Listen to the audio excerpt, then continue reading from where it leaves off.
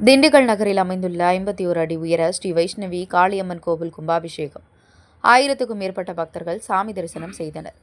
திண்டுக்கல் பழனி சாலையில் உள்ள இந்திரா நகரில் அமைந்துள்ளது காளியம்மன் திருக்கோவில். இத்திருக்கோவிலில் 51 அடி உயர வைஷ்ணவி காளியம்மன் சிலை அமைந்துள்ளது சிறப்பம்சமாகும்.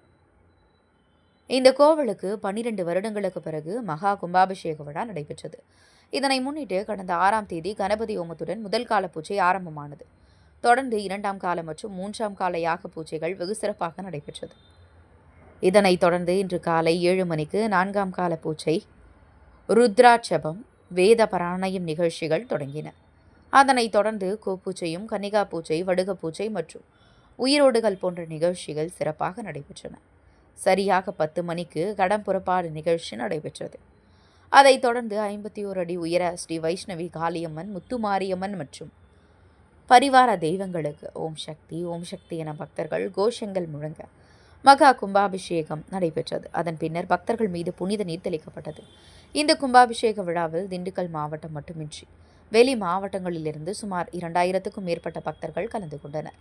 இந்த விழாவுக்கான ஏற்பாடுகளை கோவில் நிர்வாகத்தினர் மிக சிறப்பாக செய்தனர்.